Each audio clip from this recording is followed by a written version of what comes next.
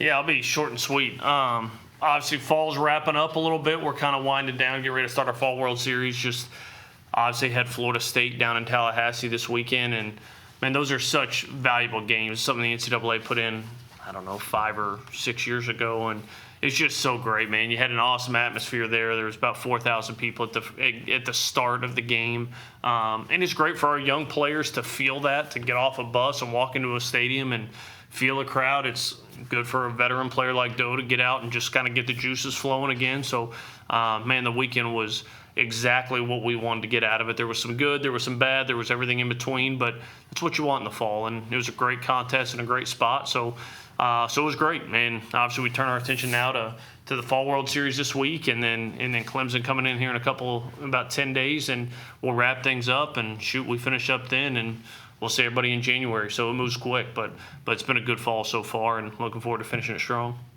Coach, when you're able to go to Tallahassee, a place where the season ended last year, is that a place where you can go and kind of reassess what your goals are for this coming year and think about how far you've come to this point? Yeah, I feel like you got to excise some demons a little bit when you go in there, right? Like, we didn't have a great showing last time we were in Tallahassee, and but man, Link runs such a great program, and what he's done at Florida State and getting that program kind of back on track after a year or two of kind of scuffling is impressive. And so that's what you want to do. The goal of these fall games, I know you see a lot of people getting crazy attendance and doing all these things. It's great, but for me, I want a measuring stick against a really elite ball club, and we knew that's what Florida State was, and it let some of our young guys get in there and feel that. It let us kind of match up against the Omaha type caliber team, and just to see where we're at. I mean, neither one of us, I think Doe would say the same, like neither one of us are close to a finished product, but I think it kind of gives you a little bit of a measuring stick of where do we need to get better. It lets some of your young guys where the game, and not even young guys, even transfers and new players where the game is just really, really fast. It lets them feel that in a game that doesn't count towards your record, so they feel that. And that's the hope, is that when we line them play Clemson here in 10 days or so, that we kind of take that next step and they can operate a little bit more efficiently in it. Well, what have you seen from some of those new additions that Coach talks about? I asked him about it at the last availability, but obviously there were no players. So what's your perspective about how they fit into the team and how you guys are gelling with them? I think we're gelling really good. Like, especially the college transfers we got from Penn State, like Garrett Satan, Brennan Norton. Like, they've been having really good falls, and I'm on the opposite team from them, so it's frustrating when they come up to the plate and they're hitting homer or double every time they come up. So I'm super excited to get to play with them this upcoming year. Do you guys feel like y'all knew Staten before, just from playing him, several times? Yeah, I mean, when he committed, I knew his name because I remember he had a home run at Sanford that cleared the pine trees in left field. So I knew his name already. I'm sorry, I'm way behind. No, you're good. I do kind of want to just maybe get where you are, various positions, notably pitcher. Yeah. I know about Quick, but I don't know where he is. Yeah, Q is on his way back from rehabbing, so rehab's going great for him right now. Obviously, had Tommy John the beginning of the year last year, so rehab's going awesome. He's on pace to be back and ready to go for the start of the season. Probably not in a full capacity, but back ready to throw. As long as everything stays on track and he's feeling great. Hagan Banks, a little bit the same thing. Had a procedure done right after the Georgia weekend and just threw a pin out there today and looks great. Just another veteran arm.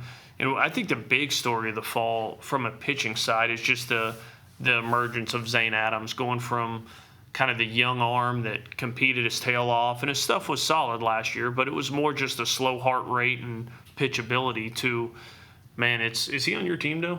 He's on his own. Doe hadn't had to hit him this fall, but I mean, you've seen an uptick in velocity. I mean, he probably sat 88 to 90 last year with touch of 91. He's comfortably been sitting 92, 94 this fall. The changeup is just an elite pitch. The curveball has continued to get better. He's added a cutter that's was really good on us all fall and was really good at Florida State this weekend. So the emergence of Zane from kind of your young freshman Sunday guy, is he a pitchability guy? What is he into kind of a bona fide ace type guy has been huge. I really like one of our transfers from Penn, Carson Osmer's got a real chance to help on the back end. He closed out game 1 at Florida State, so that's been a huge arm for us. And then some guys that just continue to grow and get better. Guys like Austin Morris, guys like Tyler Fay, some of those guys that just keep growing, keep getting better, and all of that. So really happy with where we're at on the mound. Positionally, a couple faces that are very similar. Obviously, you got Doe back again. You've got Justin LeBron back. But a lot of new faces out there too. We talked about Garrett Staten. We talked about Brennan Norton, two power bats that are veteran hitters that have kind of seamlessly jumped in. I really, really like where we're at in the outfield right now. I think we have 2 bona fide center fielders in Bryce Fowler and Richie Bonamalo. I think both of those guys can go play center field for any team in our league, and we're fortunate to have them both on the same team. So I think you'll see them both get time in center. You'll see them both get time on a corner. But I think it's just made for extremely good outfield defense. Brady Neal has been outstanding. He's been behind the plate for us and is growing there. Luke Vaughn, Will Plattner, 2 other catchers that were both here last year that have continued to make strides. So I think all in all, you look at it, and there's some familiar faces and there's some new faces, but man, everybody's kind of continued to move in the progression we've wanted them to move, and been really happy with them.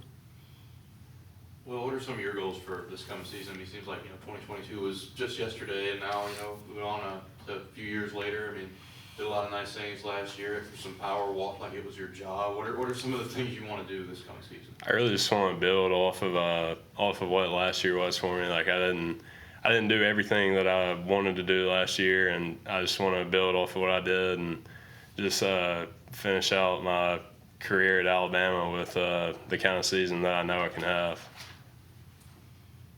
Coach, what do veteran players like him bring to this clubhouse? Oh, it's just he's one of the only guys that could stand in that batter's box, and he's been there before. And experience is huge, especially here where crowds are big and environments are a real thing. Coming from the Big Ten, we played in some really fun environments. A place like Nebraska was great. I think by the end of our time at Maryland, that crowd was rowdy and a lot of fun. But played a lot of my career, and we'd play in front of 200 people, 300 people, 1,000 people, and shoot, you've got every bit of 4,000 and 5,000 people at every game you play here. And so I think that's a real thing, and being able to operate and kind of do your job in that atmosphere is something that you don't know until you've been there. And a guy like Doe, a guy like Braun, guys that have been in the big spots, in the big moments, that matters. And I think there's confidence that comes from that. I know for me as a coach, there's comfortability that comes in that. I know what that guy's going to do in the batter's box. You said it. It's going to be in dynamite at bat every time, whether there's 10,000 people or whether there's 20. It doesn't matter. He's just very professional in his approach.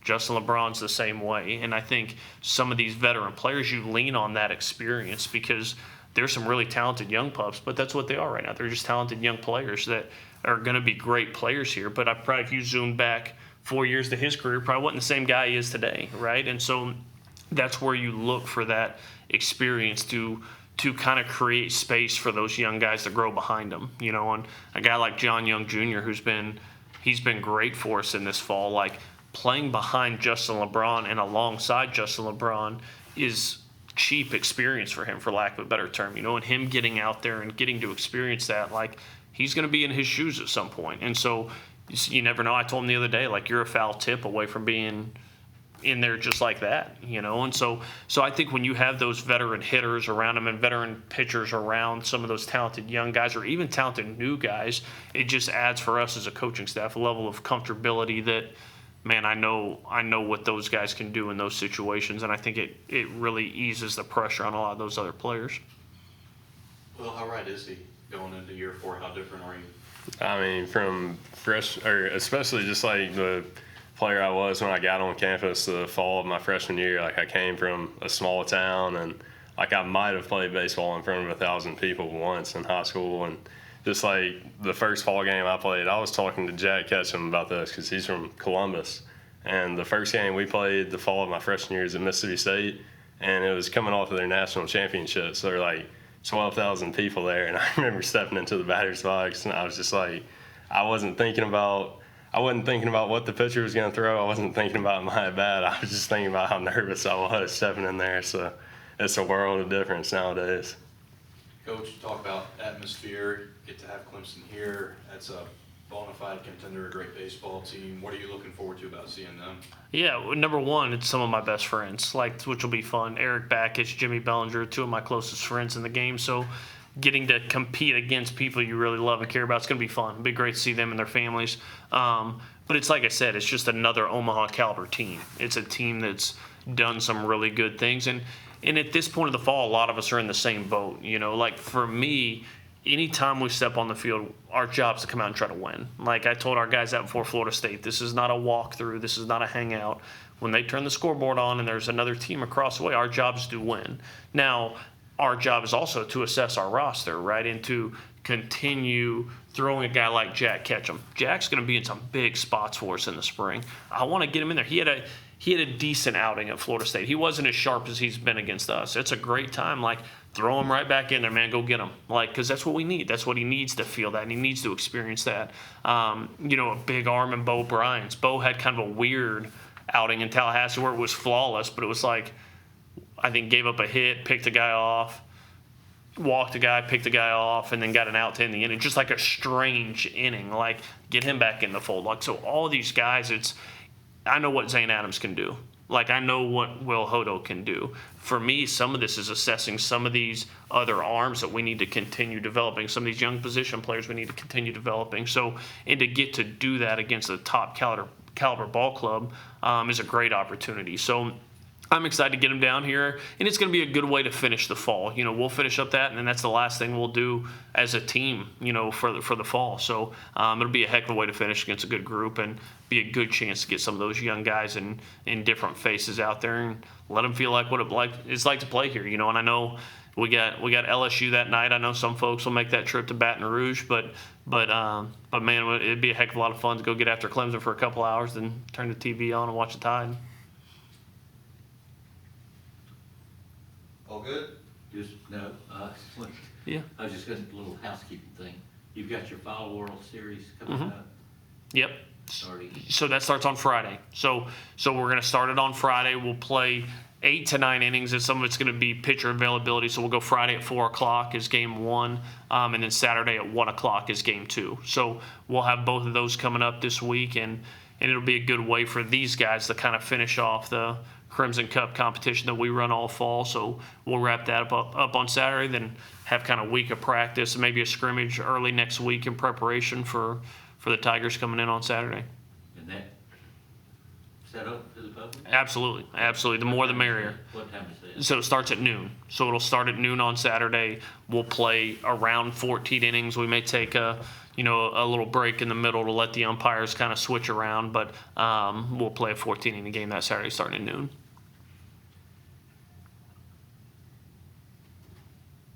And people can come to the College World Series. Oh, absolutely. The more the merrier. It gets fun. Like, you get to see these boys in action, man. Those guys, I let them get after each other a little bit more than I let them get after the other team come the spring. So it's always entertaining. It's always a little chippy. So it's a fun time to see the boys compete a little bit. Will, what do you see in year 2 of Coach Vaughn now that it's you've had the first year under your belt? What have you learned, and how do you see this team shaping out? Just as a returning player, and I think everybody else who was on the team last year that came back would second this. It's just like it's a lot easier this fall, just like from a comfortability standpoint. Like, you know exactly what to expect when you come to the field each day. Just as far as like knowing what you're gonna get like out of your coaches as a person, and then like what you're gonna do for practice. Like, you're not. I guess it's not like a guessing game like it was last year. So. It's just more seamless this fall, I would say.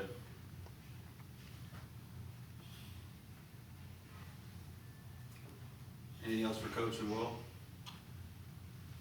If you got any kind of injury situation that we don't already know about, rehabbing guys? No, nothing crazy. I mean, you have some, just like everybody this time of year, you got some tight hamstrings, some tight back, some soreness here, all pretty normal baseball stuff. So nothing else really of note there. Everybody else is in a good place and ready to go.